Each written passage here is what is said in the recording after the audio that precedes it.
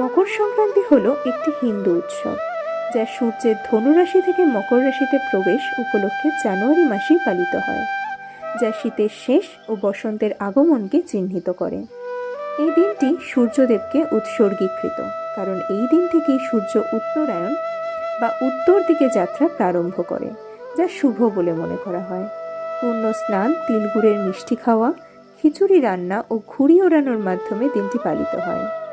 এই মকর সংক্রান্তি ভারতের বিভিন্ন রাজ্যে বিভিন্ন নামে ও রীতিতে পালিত হয়।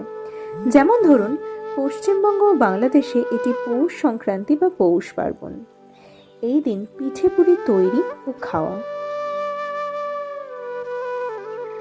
গঙ্গা ও বঙ্গোপসাগরের সঙ্গমে গঙ্গাসাগরের পূর্ণ স্নান ও মেলা এইভাবে পালিত হয়। উত্তরপ্রদেশ এটিকে খিচুড়ি পর্ব নামে চেনে। খিচুড়ি রান্না ও খাওয়া, গঙ্গা ও যমুনার সঙ্গমে স্নান, এইভাবে এই দিনটিকে তারা পালিত করেন। গুজরাটে আবার এর নাম উত্তরায়ণ। আজকের দিনে ঘুড়ি ওড়ানো, বিশেষ করে ঘুড়ি উৎসব এখানে বিখ্যাত। দক্ষিণ ভারতের তামিলনাড়ু, কর্ণাটক, অন্ধ্রপ্রদেশ এইসব অঞ্চলে এটি সর্ববৃহৎ উৎসব পোঙ্গল বা সংক্রান্তি সমরলু নামে সবাই ডেকে থাকেন। সেখানকার স্থানীয় মানুষেরা 4 দিন ধরে এখানে উৎসব উদযাপিত করেন। একটি প্রধান 4 দিনের ফসল কাটার উৎসব হয় এখানে, যা সাধারণত 14 থেকে 17 জানুয়ারি পালিত হয়। এবং বাংলায় নবান্ন উৎসবের মতোই নতুন ফসল, সূর্য দেবতা এবং প্রকৃতির প্রতি কৃতজ্ঞতা জানাতে এটি পালিত হয়।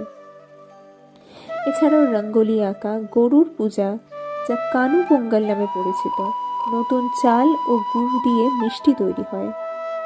পাঞ্জাবে এর নাম আবার লহরি। আগুন জ্বালানো, লোকগান ও নাচ, এইভাবেই তারা এই দিনটিকে পালিত করেন। আসামে এই উৎসবকে ডাকা হয় বিহু নামে। বিহু হলো অসমের একটি প্রধান কৃষিভিত্তিক উৎসব, যা মূলত 3টি ভাগে পালিত হয়।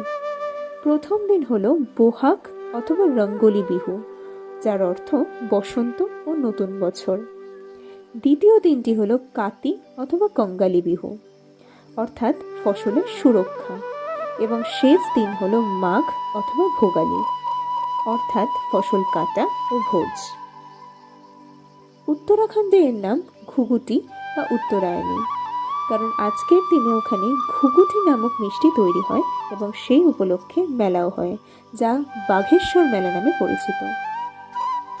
বৈজ্ঞানিক মতেও এই দিনটি বিশেষ, কারণ মকর ক্রান্তি হলো